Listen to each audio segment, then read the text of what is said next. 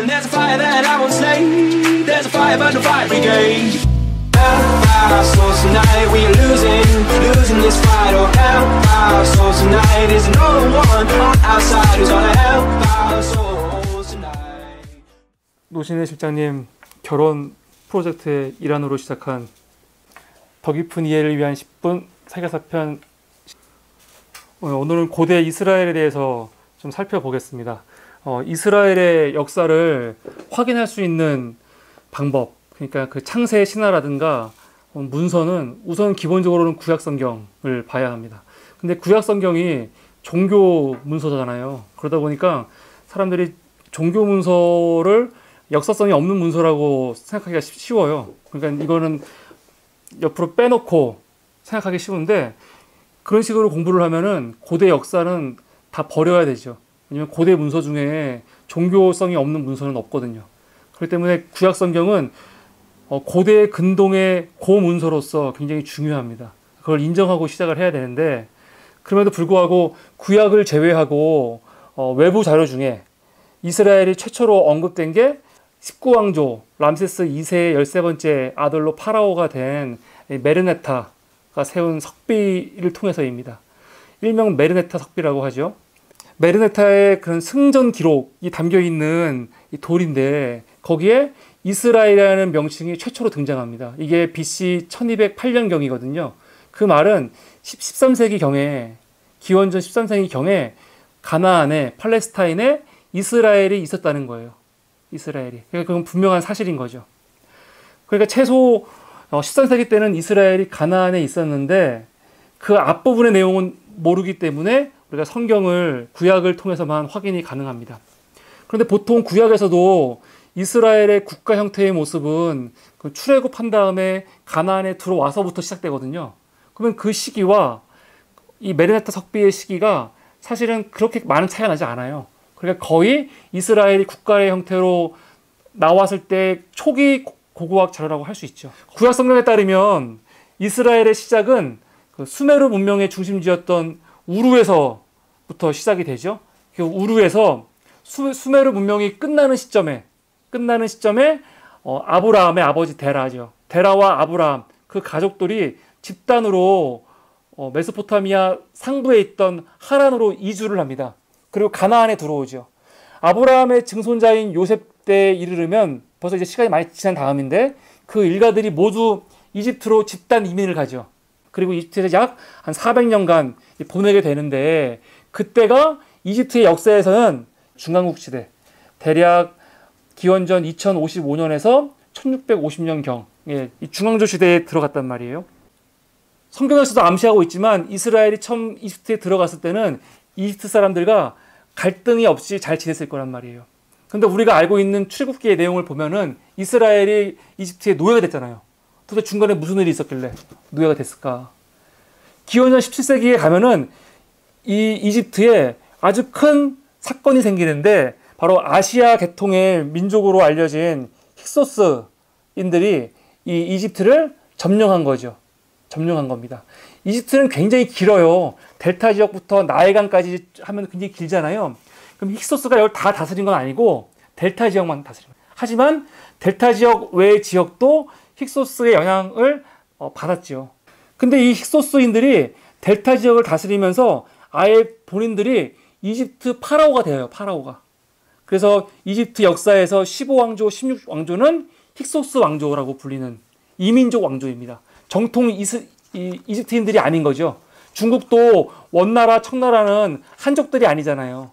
원나라는 몽고고 청나라는 만주족이잖아요. 이런 식으로 이집트 15, 16왕조도 아시아계 셈족인 힉소스 민족이 다스린 거예요. 이게 되게 중요합니다. 이렇게 힉소스가 약 100년간 이집트를 점령을 했는데, 그 100년간의 기간 동안 보니까, 통치할 때 보니까 델타 지역에 누가 있어요? 이스라엘 셈족 계열의 이스라엘 민족이 있는 거죠. 그냥 이스라엘 입장에서는 사실 어떻게 보면 이집트가 망한 게 크게 문제가 안 될 수도 있어요. 오히려 자기와 같은 아시아 계열의 셈족이 통치하는 게 더 반가웠을 수도 있겠다. 물론 이건 그냥 가정입니다.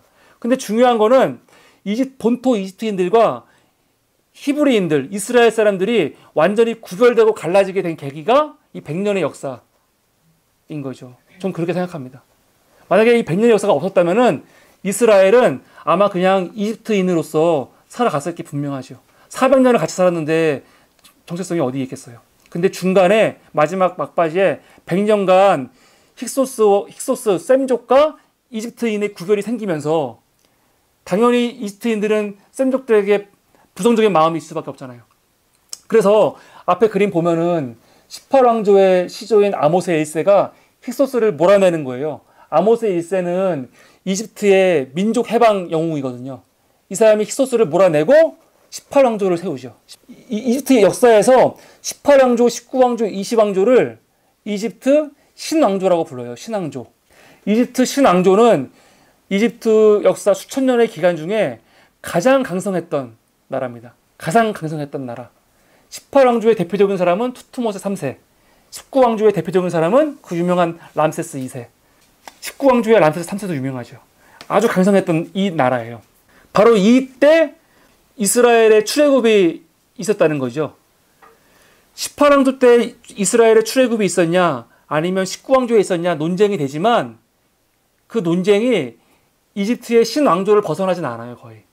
이집트의 신왕조 안에서 이루어졌다는 것에 대해서는 거의 이견이 없습니다. 그러니까 가장 강력한 왕조에서 이스라엘의 출애굽이 있었다는 거 재밌죠. 근데 출애굽 사건이 이스라엘에게는 굉장히 중요합니다. 왜냐하면 민족이라는 개념이 있는데 사실 민족이라는 개념은 근대의 개념이에요. 우리가 지금 같은 민족이잖아요. 한민족. 같은 민족이란 말이에요. 우리 어정희 전도사님, 우리 노신혜 실장님 다 우리 한민족이잖아요. 한민족. 근데 이 민족이라는 개념이 언제 생겼냐 이걸 봐야 돼요. 민족. 우리가 옛날부터 같은 민족이었어. 그렇게 보면 안 돼요. 그렇지 않거든요. 이 민족이라는 개념은 사실은 조선이 망한 다음에 일본의 억압을 받잖아요. 일본의 식민지라는 경험을 갖고 있잖아요. 그러다가 1919년에 무슨 일이 있었어요? 3.1운동이 벌어지잖아요. 3.1운동이. 이 3.1운동을 통해서 사실은 공통된 경험을 가진 우리가 민족으로서 탄생하게 된 사건이거든요. 그러니까 3.1운동의 중요성이 강조돼야 되는 거예요. 그만큼 중요한 거예요. 그러니까 3.1운동 다음에 뭐가 생겨요? 임시정부가 생기는 거예요. 근데 그 정부가 군주제가 아니에요.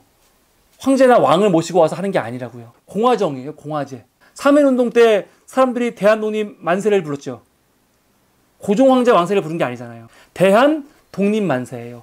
대한이라는 거는 우리 한겨레를 얘기하는 거거든요.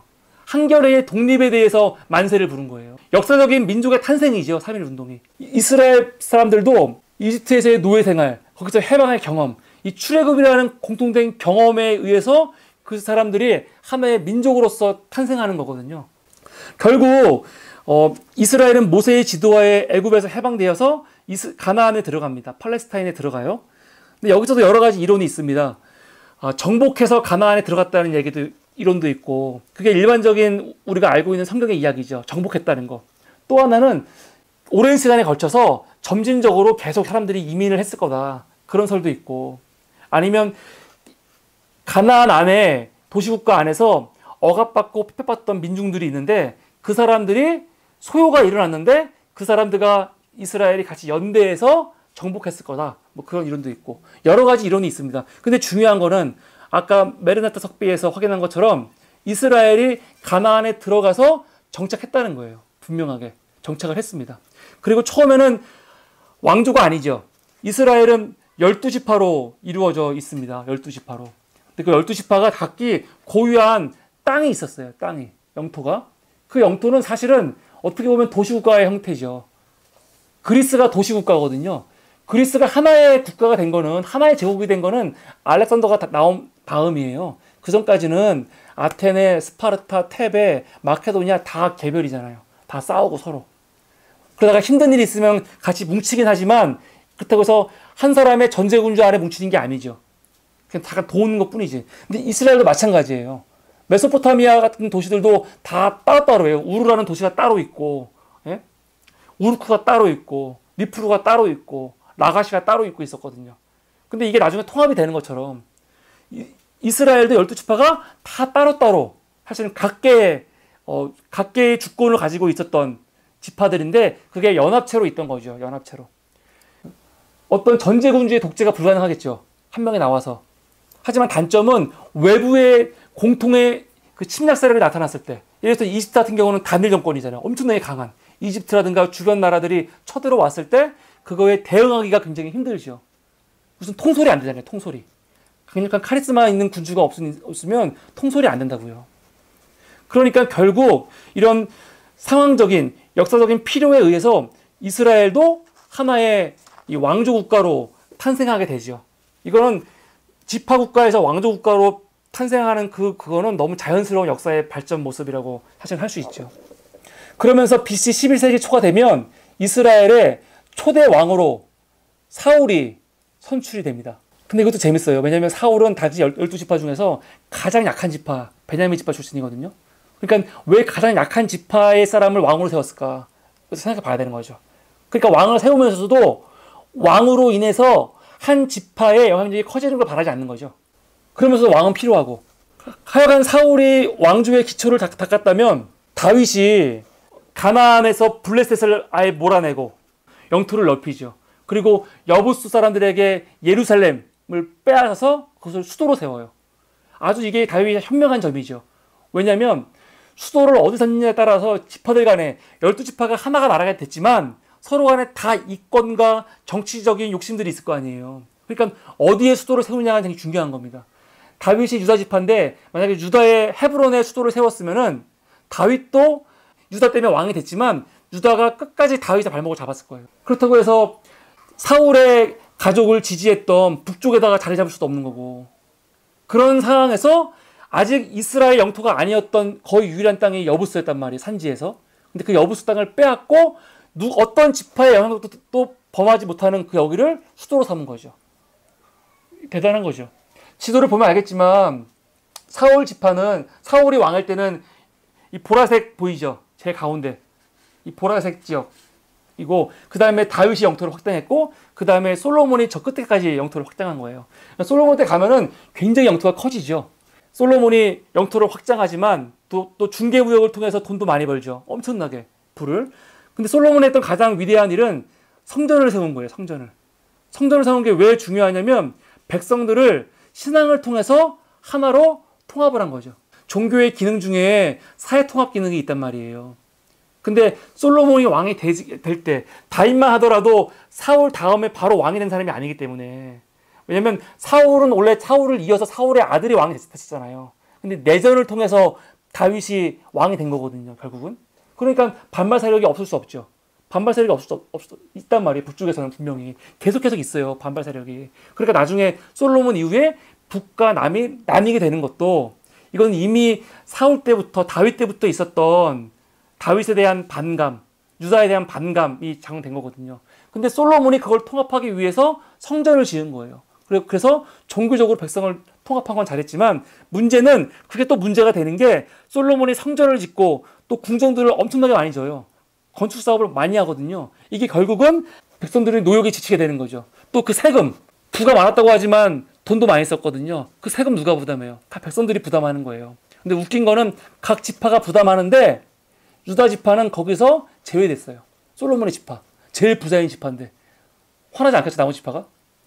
그러니까 솔로몬 때 사람들이 반발하고 그 아들 때 나라가 나뉘는 거는 너무 사실 당연한 걸 수도 있는 거예요.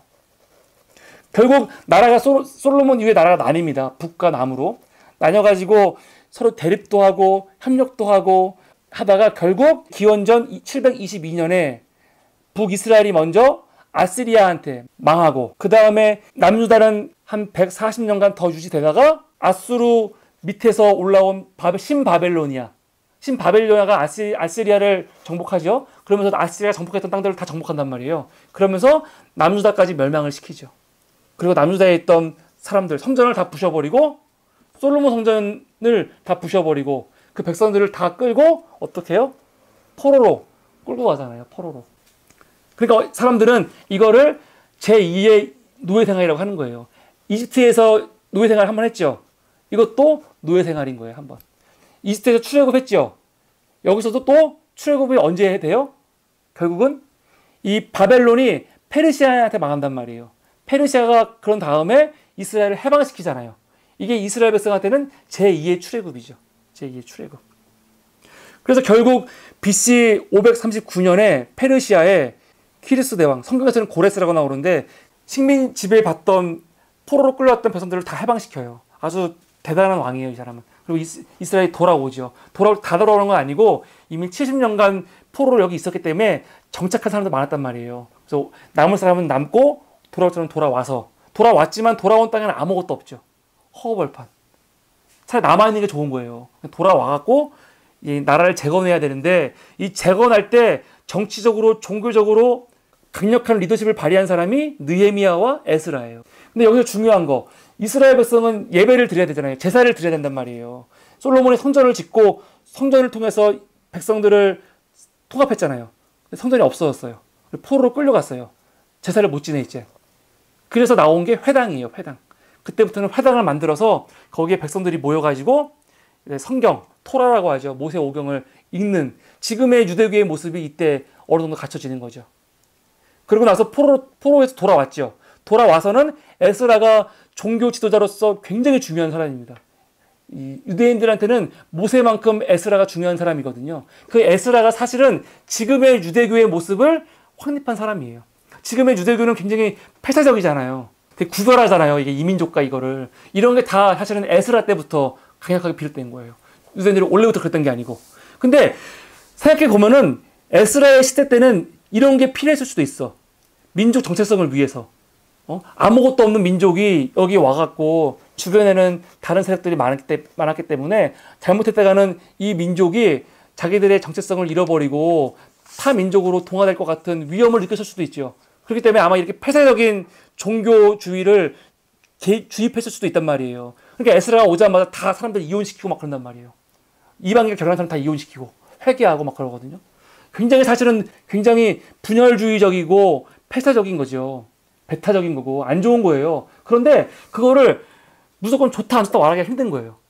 그 당시에 그 사람들의 상황에서는 필요할 수도 있는 거지. 근데 문제는 그게 그 시대가 지나고 나면 변해야 되는 건데 이런 폐쇄성이 변하지 않는다고요. 계속해서. 그러니까 결국 나중에 신약시대에 가면 예수 그리스도가 오셔가지고 이런 것들을 막 강하게 비판하는 거죠. 강하게 비판하는 거예요. 너희가 아브라함의 자손이라고 건방 떨지 마라 막 그러잖아요. 왜? 저 돌들도 들어서 아브라함의 자손이 되게 하실 수 있다 막 그러거든요. 이게 비판인 거죠. 다시 돌아가서 포로에서 돌아온 이스라엘. 그리고 이스라엘은 이제 그때부터 총독이 와가지고 어느 정도 지배를 한단 말이에요. 근데 이 페르시아가 그리스에서 나온 알렉산더 대왕에 의해서 망해요. 페르시아가 망해요. 그리고 알렉산더가 죽어요. 오래 못 살고. 그러니까 알렉산더가 죽으면서 알렉산더의 부하 장군들이 알렉산더의 땅들을 나눠서 통치하거든요. 그러면서 시리아 지역을 다스리는 사람이 나오고 이집트를 다스리는 사람이 나와요. 이스라엘은 그 중간에 있잖아요. 그러니까 이스라엘은 이집트의 지배를 받다가 나중엔 시리아의 지배를 받아요. 그러다가 결국은 독립을 해요. 독립운동을 해서 독립을 한단 말이에요. 그래서 그때 하스모니안 왕조를 세워요. 하스모니안 왕조를. 그러니까 이스라엘이 그 시대가 우리는 보통 신구약 중간기라고 하거든요. 구약이 끝나고 신약이 시작되는 그 중간에 약 300년의 역사가 있는데 그 역사에 발생했던 사건이에요. 이 하스모니안 왕조도 나중에 시간이 가면서 안에서의 내분도 있었지만 로마가 등장하죠. 그래서 로마가 지지하고 로마가 힘을 실어줬던 안티파텔이라는 사람이 있어요. 이 사람이 이두메 사람이에요. 에돔 사람. 그 사람이 실권을 장악하죠. 하스모니아 왕가는 남아있지만 그 실권은 에돔 사람이 장악을 해요. 로마에 의해서. 근데 그 안티파텔의 아들이 우리가 알고 있는 헤롯 대왕. 예수 그리스도가 태어났을 때 예수 그리스도를 죽이려고 했던 왕 있죠? 그 사람이에요. 그러니까 안티파테르 때는 하스모니아 왕조의 그 실제적인 통치력을 갖고 있었지만 왕은 아니거든요. 근데 헤롯은 아예 왕이 돼버려요. 하스모니아 왕과 왕녀와 결혼해서 아예 왕이 돼버리거든요. 그러니까 왕조가 뺏겨버린 거죠. 그러면서 그때까지만 하더라도 헤롯이라는 복에 따라 다르겠지만 이것도 유대 왕조로 본다면 유대 왕조가 있는 거죠. 헤롯 왕조가 이스라엘 다스리고 있지만 헤롯이 죽고 그 아들들이 나라를 나눠서 통치하다가 결국은 다시 그 모든 나라를 다 로마가 결국은 다 다스리게 되죠. 그러면서 이 이스라엘은 로마의 통치하에 들어가게 되죠. AD 66년부터 73년에 유다가 반란을 일으켜요. 로마한테. 이게 1차 유대 로마 전쟁이라고 하는데 이때 유다가 반란을 크게 일으켰어요. 그래갖고 이 로마에서 군사들이 와갖고 수년간 전쟁을 하거든요. 그로부터 또 시간이 지난 다음에 AD 132년에 유대가 이스라엘이 또 로마한테 반란을 일으켜요. 그래서 132년부터 135년간 2차 유대 로마 전쟁이 일어나거든요. 그때가 되면 로마가 아예 유대인들을 완전히 예루살렘에서 추방시켜버려요. 그래서 그때 이후로 유대인들은 예루살렘에 못 들어와요. 그러니까 우리가 보통 유대인들이 나라 없는 민족, 2000년간 나라 없는 민족이라고 얘기할 때 그 시작이 바로 이거예요. 132년, 135년에 있었던 2차 유대 전쟁의 결과로 이스라엘이 유대에서 추방된 거. 이렇게 추방된 이스라엘이 어떻게 돼요? 1948년 5월 14일 날 이 팔레스타인에다가 나라를 건국하잖아요. 그런데 문제는 이스라엘이 나라를 건국할 때 그 나라에 아무도 사람이 없었어요? 2000년 만에 돌아왔는데 그 땅에 사람들이 없었겠어요? 아니에요. 이스라엘이 추방된 순간부터 그 지역에 사람들이 계속 살았어요. 계속 살다가 나중에 이 지역은 무슬림화 되잖아요. 그러면서 그때부터는 아랍인들이 1000년 넘게 살고 있는 거예요. 지금요. 근데 갑자기 1948년 5월 14일에 자기들이 여기 지금부터 이스라엘이야 라고 선포했을 때 이 남아있는 사람들이 얼마나 황당하겠어요. 자기들 조상들의 땅이라는 거예요. 2000년 전에 쫓겨났으니까. 근데 2000년 전에 자기들 땅이었다고 지금 1000년간 있는 사람들한테 나가라고 한다면 이게 나가겠어요? 말도 안 되는 거잖아요. 말도 안 되는 건데 이런 일이 왜 벌어졌냐면 사실 이거는 영국의 책임이 굉장히 크죠. 영국의 책임이. 1917년 11월 2일에 영국의 외무장관이었던 벨포어라는 사람이 1차 세계대전 당시 팔레스타인의 유대인들의 민족국가 수립에 동의한다는 선언을 해요. 이게 되게 유명한 벨푸어 선언이에요.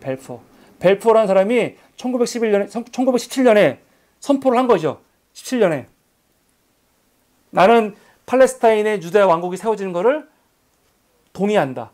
이게 벨푸어의 선언이지만 영국의 선언이기도 한 거죠. 이런 선언을 왜 했냐면은 유대계 영국의 은행가였던 로스차일드 같은 사람들.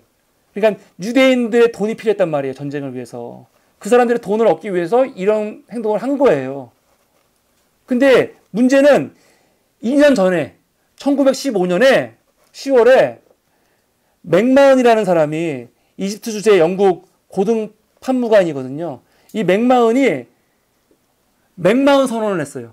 맥마흔 선언은 뭐냐면 아랍인들이 전쟁을 도와주면은 팔레스타인의 아랍인들의 독립국가를 세워지는 것을 인정하고 지지하겠다는 선언이에요.